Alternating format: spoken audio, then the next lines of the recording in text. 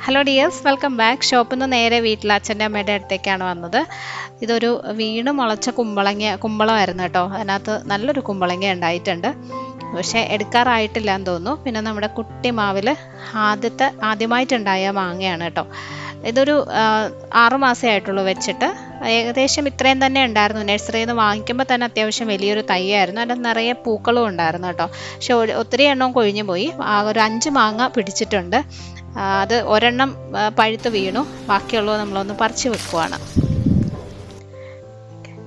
ഈ ഒരു മാങ്ങ മാവിൽ നിന്ന് തന്നെ പഴുത്ത് പോയി. അപ്പോൾ ഇന്നിത് നമ്മൾ എല്ലാവരും കൂടി കട്ട് ചെയ്ത് കഴിക്കാൻ പോവാണ് കേട്ടോ. ആദ്യമായിട്ടുണ്ടായതല്ലേ, അപ്പോൾ ഒരു സന്തോഷം. കുമ്പളങ്ങ പക്ഷേ എടുക്കാറായിട്ടില്ല. അതിൻ്റെ മുകളിലിങ്ങനെ എന്താ പറയുക, ചെറിയ ചെറിയ നാര് പോലെയല്ലേ, അത് കുറച്ചും കൂടെ ഒന്ന് താഴ്ന്നതിന് ശേഷം എടുക്കണം എന്നാണ് അമ്മ പറഞ്ഞത്. എനിക്കതിനെക്കുറിച്ച് കൂടുതൽ അറിയില്ല കേട്ടോ. അപ്പോൾ എന്തായാലും നമ്മുടെ മാവിലെ ആദ്യത്തെ മാങ്ങ ഞങ്ങൾ കട്ട് ചെയ്ത് കഴിക്കുകയാണ്. ആദ്യം ഞാൻ തന്നെ എടുക്കട്ടെ.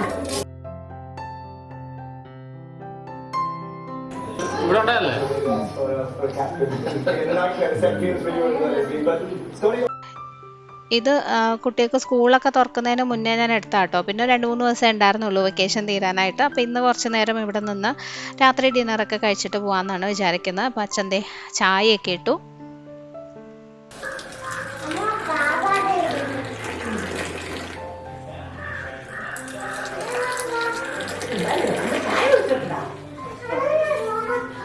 ഇന്ന് ചായക്ക് സ്പെഷ്യൽ അവലോസ് പൊടിയാണ് കേട്ടോ. നല്ല കറുത്ത എള്ളക്കായിട്ട് ഉണ്ടാക്കിയ അവലോസ് പൊടി, നല്ല വീട്ടിൽ തന്നെ ഉണ്ടാക്കിയതാട്ടോ. അപ്പോൾ അതിനകത്തേക്ക് ഇങ്ങനെ ചായയും കട്ടൻ ചായയൊക്കെ ഒഴിച്ച് കുടിക്കാനാണ് എനിക്കിഷ്ടം.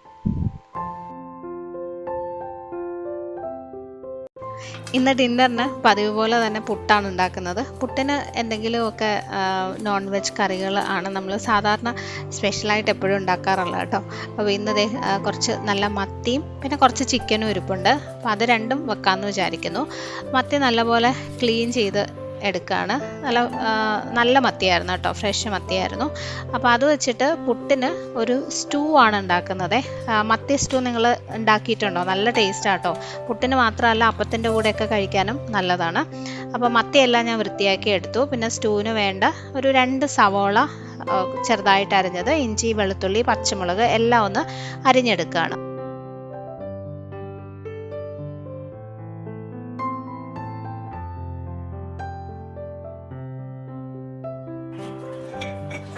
സ്റ്റൂവിൽ ചേർക്കാനായിട്ട് നമുക്ക് കുറച്ച് വാളംപുളി വേണം. ജസ്റ്റ് ഒരു ചെറിയ നെല്ലിക്കയുടെ വലിപ്പത്തിനുള്ളത്. അത് ഒന്ന് വെള്ളത്തിലിട്ട് വെക്കുക കേട്ടോ. ഒരു 1/4 കപ്പ് വെള്ളത്തിലോട്ട് ഇട്ട് വെച്ചിട്ടുണ്ട്.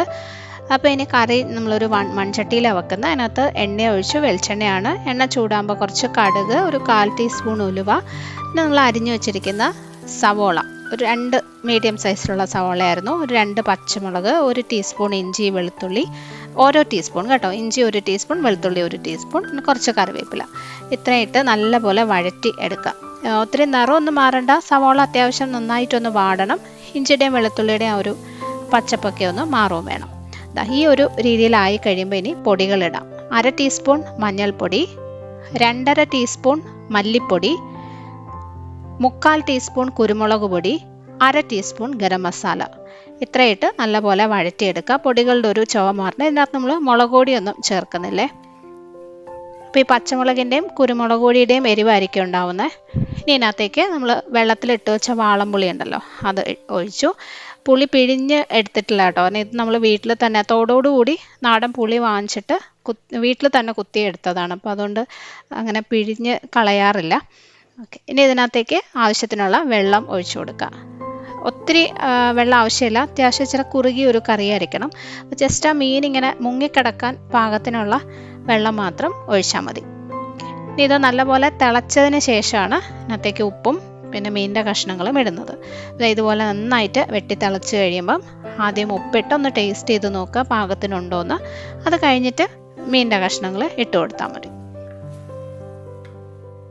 ഇപ്പോൾ ഇതൊരു 15 മത്തി ഉണ്ടായിരുന്നു കേട്ടോ. ഏകദേശം ഒരു 3/4 കിലോ ഒക്കെ ഉണ്ടാവുള്ളൂ വൃത്തിയാക്കിയൊക്കെ എടുത്തു കഴിയുമ്പോൾ.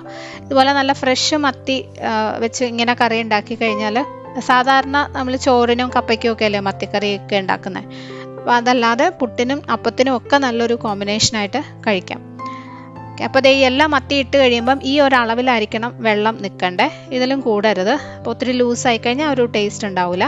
പിന്നെ പെട്ടെന്ന് വേവുകയും ചെയ്യേ, ഒരു മാക്സിമം ഒരു 5-6 മിനിറ്റിനുള്ളിൽ തന്നെ നമുക്കിത് എടുക്കാൻ പറ്റും. ഒരുപാട് വെന്തങ്ങ് ഉടഞ്ഞു പോകണ്ട. പിന്നെ ചെറിയ തീയിൽ അടച്ചു വയ്ക്കാം. അതാവുമ്പോഴേക്കും നമുക്ക് ചിക്കൻ ഉണ്ടാക്കാം. അപ്പോൾ ഇന്ന് ചിക്കൻ ഫ്രൈ ആണ് ചെയ്യാൻ പോകുന്നത്. അപ്പോൾ ഒരു 12 പീസ് ചിക്കൻ എടുക്കുകയാണേ. ഇപ്പോൾ ഡ്രം സ്റ്റിക്സ് ചിക്കൻ്റെ ലെഗ് പീസ് മാത്രമാണ്. നിങ്ങൾക്ക് ഏത് കഷ്ണം വേണമെങ്കിലും ഉപയോഗിക്കാം. അപ്പോൾ അത് നല്ലപോലെ ഒന്ന് കഴുകി വരഞ്ഞൊക്കെ വെച്ചിട്ടുണ്ട്. ഇതിനകത്തേക്ക് കുറച്ച് പൊടികളൊക്കെ ചേർക്കണം. ഒരു 1/4 ടീസ്പൂൺ, 1/2 ടീസ്പൂൺ മുതൽ 1/4 ടീസ്പൂൺ അളവിൽ മഞ്ഞൾപ്പൊടി, 2 ടീസ്പൂൺ മുളക് പൊടി, ആവശ്യത്തിന് ഉപ്പ്, ഇത്രയാണ് ഇട്ടിരിക്കുന്നത് കേട്ടോ. ഇടയ്ക്ക് ക്യാമറ ഒന്ന് ഓഫായി പോയി. പിന്നെ നാരങ്ങാ നീരുണ്ടെങ്കിൽ അതും കൂടി ചേർക്കാം. പക്ഷെ എൻ്റെ കയ്യിൽ ഇല്ലായിരുന്നു, അപ്പോൾ അതുകൊണ്ട് ഞാൻ പൊടികൾ മാത്രമേ ഇട്ടിട്ടുള്ളൂ, ഉപ്പും. ഇനി ഇതിനകത്തോട്ട് ഒരു 10 അല്ലി വെളുത്തുള്ളി തൊലിയോടുകൂടി തന്നെ ഒന്ന് ചതച്ചതും കൂടി ചേർക്കുകയാണേ. വെളുത്തുള്ളി നല്ലപോലെ ഒന്ന് കഴുകിയിട്ട് ആ തൊലിയോടുകൂടി തന്നെ ചെറുതായിട്ടൊന്ന് ചതച്ച് ഇട്ടാൽ മതി. നല്ലൊരു ഫ്ലേവറാണ് കേട്ടോ ഇത് ചേർക്കുമ്പോൾ. എല്ലാം കൂടി നല്ലപോലെ കൈവച്ചിങ്ങനെ ഒന്ന് തിരുമ്മി ഒന്ന് മിക്സ് ചെയ്ത് വെക്കാം.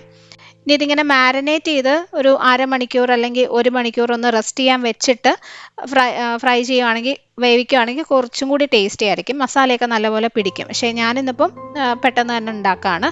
ഓക്കെ, ഇനി ഇത് വേവിച്ചിട്ടാണ് നമ്മൾ ഫ്രൈ ചെയ്യുന്നത് കേട്ടോ. അപ്പോൾ ആദ്യം ആ മൺചട്ടിയിൽ തന്നെ ഒരല്പം വെള്ളം ഒഴിച്ചു കൊടുക്കുകയാണെ. ഒരുപാട് ആവശ്യമില്ല, കാരണം ചിക്കനിൽ നിന്ന് കുറച്ച് വെള്ളം വരും. അപ്പോൾ ആദ്യം അടിയിൽ പിടിക്കാതിരിക്കാൻ വേണ്ടിയിട്ട് മാത്രം ഒരല്പം, ഒരു 1/4 കപ്പ് വെള്ളം ഒഴിച്ചിട്ടുണ്ട്. ഇനി ഇത് അടച്ച് വെച്ച് ഒരു 5 മിനിറ്റ് കുക്ക് ചെയ്യുക. കൂടുതൽ സമയമല്ല, ഒത്തിരി സോഫ്റ്റായി പോകരുത്, 5 മിനിറ്റ്. അപ്പോഴേക്കും നമ്മുടെ മത്തി ഇവിടെ ഏകദേശം ആയിട്ടുണ്ട് കേട്ടോ. ഉണ്ടോ, കുറച്ചും കൂടെ വെള്ളമൊക്കെ വറ്റി പാകത്തിനായിട്ടുണ്ട്. മത്തിയുടെ കഷ്ണങ്ങളൊന്നും ഒരുപാട് വെന്തങ്ങ് ഉടഞ്ഞു പോയിട്ടില്ല. ആ സമയത്ത് ഇതിനകത്തേക്ക് തീ ഒന്ന് കുറച്ച് വെച്ചതിന് ശേഷം ഒരു 1/4 കപ്പ് നല്ല കുറുകിയ തേങ്ങാപ്പാൽ ഒഴിച്ചു. എന്നിട്ട് ഇതുപോലെ ഒന്ന് ചുറ്റിച്ചു കൊടുക്കുക. സ്പൂണിട്ട് ഇളക്കരുത്, കാരണം മത്തി പൊടിഞ്ഞു പോവും. ജസ്റ്റ് ഒന്നിങ്ങനെ ചുറ്റിച്ച് ഒന്ന് മിക്സ് ചെയ്തെടുക്കുക. ലാസ്റ്റ് കുറച്ച് കറിവേപ്പിലയും ഒരല്പം പച്ച വെളിച്ചെണ്ണയും കൂടി ഒഴിച്ചിട്ട് ഒരു 10 മിനിറ്റും കൂടി ഈ കറി ഇങ്ങനെ തന്നെ ഒന്ന് അടച്ച് വെക്കണം. സ്റ്റൗ ഓഫ് ചെയ്തിരിക്കുകയാണേ. ആ സമയം കൊണ്ട് നന്നായിട്ട് കുറുകി നല്ല അടിപൊളിയായിട്ട് കിട്ടും. ഇതുവരെ ട്രൈ ചെയ്തിട്ടില്ലാത്തവർ എന്തായാലും ഒന്ന് ഉണ്ടാക്കി നോക്കണം കേട്ടോ, മത്തി സ്റ്റൂ. അപ്പോൾ ഇത് ചിക്കനും ആയിട്ടുണ്ട്. ഇതൊരു 5 മിനിറ്റ് കഴിഞ്ഞപ്പോൾ ഞാൻ സ്റ്റൗ ഓഫ് ചെയ്ത് വെച്ചതാണേ. നേരത്തെ പറഞ്ഞ പോലെ ഒരുപാട് സോഫ്റ്റ് ആയി പോകാൻ പാടില്ല. ഇതൊരു പകുതി വേവാണ് ആയിട്ടുള്ളത്. ഇപ്പോൾ ഇനി ഇതിനെ ഫ്രൈ ചെയ്തെടുക്കണം. അപ്പോൾ അതിനായിട്ട് മാവ് ഉണ്ടാക്കിയിട്ട് അതിനകത്ത് മുക്കിയാണ് ഫ്രൈ ചെയ്യുന്നത്. അപ്പോൾ ഒരു പാത്രത്തിലോട്ട് ഒരു 5 ടേബിൾ സ്പൂൺ മൈദ എടുത്തു. അതിനകത്തേക്ക് 2 ടേബിൾ സ്പൂൺ അരിപ്പൊടി, ഇടിയപ്പം അപ്പം ഒക്കെ ഉണ്ടാക്കാനായിട്ട് എടുക്കുന്ന തരിയില്ലാത്ത അരിപ്പൊടി ഉണ്ടല്ലോ, അതാണ് വറുത്തത്. അതിനകത്തേക്കൊരു 1.5 മുതൽ 2 ടേബിൾ സ്പൂൺ അളവിൽ ഇഞ്ചി വെളുത്തുള്ളി പേസ്റ്റ്, 2 ടേബിൾ സ്പൂൺ തൈര്, 1 ടേബിൾ സ്പൂൺ മുളക് പൊടി, 1 മുട്ട, ആവശ്യത്തിനുള്ള ഉപ്പ്. ഗരം മസാല വേണമെങ്കിൽ ഒരു 1/2 ടീസ്പൂണൊക്കെ ചേർക്കാം. എല്ലാം കൂടി നല്ലപോലെ മിക്സ് ചെയ്ത് ആവശ്യത്തിന് വെള്ളം ഒഴിച്ചിട്ട് ഏകദേശം ഒരു അപ്പം മാവിൻ്റെ പരുവത്തിൽ മിക്സ് ചെയ്തെടുക്കുക. അതായത് ഒരുപാട് കട്ടിയാവരുത്, ഒരുപാട് ലൂസും ആവരുത്. ഇനി നമ്മൾ വേവിച്ച് വെച്ച ചിക്കൻ്റെ കഷ്ണങ്ങൾ ഓരോന്നായിട്ട് ഈ ഒരു മാവിൽ ഇങ്ങനെ ഒന്ന് നല്ലപോലെ കോട്ട് ചെയ്തിട്ട് നല്ല വെളിച്ചെണ്ണയിലിട്ട് തന്നെ ഫ്രൈ ചെയ്യുക. നല്ല നാടൻ ടേസ്റ്റുള്ളൊരു ചിക്കൻ ഫ്രൈ ആണ് കേട്ടോ. പിന്നെ നമ്മൾ വേവിച്ചിട്ട് ഫ്രൈ ചെയ്യുന്നത് കൊണ്ട് തന്നെ ഒരുപാട് സമയം എടുക്കത്തില്ല. പെട്ടെന്ന് തന്നെ നമുക്ക് ഫ്രൈ ചെയ്ത് മാറ്റാൻ പറ്റും. പുറമേയൊക്കെ അരിപ്പൊടിയൊക്കെ ചേർത്തുണ്ടാക്കുന്നതുകൊണ്ട് നല്ല മുരിഞ്ഞിട്ടായിരിക്കും ഉണ്ടാവുക. അകത്ത് നല്ല സോഫ്റ്റ് ആയിട്ടുള്ള ചിക്കനും. അപ്പോൾ നമ്മുടെ നാടൻ ചിക്കൻ ഫ്രൈ റെഡിയായി. ഇതുപോലെ തന്നെ ബാക്കിയുള്ള കഷ്ണങ്ങളെല്ലാം ഫ്രൈ ചെയ്തെടുത്തു. ഞാൻ ഫ്രൈ ചെയ്ത എണ്ണയിലോട്ട് തന്നെ നമ്മൾ ചിക്കൻ വേവിച്ചപ്പോൾ കുറച്ച് വെളുത്തുള്ളി ചതച്ച് ചേർത്തിട്ടുണ്ടായിരുന്നില്ലേ, അതെല്ലാം ഒന്നും കൂടി ആ എണ്ണയിലിട്ടൊന്ന് ഫ്രൈ ചെയ്യുകയാണ്. അതിൻ്റെ കൂടെ ഒരു 2-3 പച്ചമുളകും കുറച്ച് കറിവേപ്പിലയും. ഇതെല്ലാം കൂടി ഒന്ന് ഫ്രൈ ചെയ്ത് ആ ചിക്കൻ്റെ കൂടെ കഴിക്കാനായിട്ട് നല്ല ടേസ്റ്റാണ് കേട്ടോ. ജസ്റ്റ് ഒന്ന് മൊരിഞ്ഞാൽ മതി. ഇതുപോലെ ഒന്ന് വറുത്ത് ഇതിനകത്തേക്ക് ഇട്ട് കൊടുക്കാം. അപ്പോൾ നമ്മുടെ ഡിന്നർ റെഡിയായി. നല്ല നാടൻ ചിക്കൻ ഫ്രൈ, മത്തി സ്റ്റൂ, പിന്നെ അതിൻ്റെ കൂടെ നല്ല ചൂട് പുട്ടാണ് കോമ്പിനേഷൻ.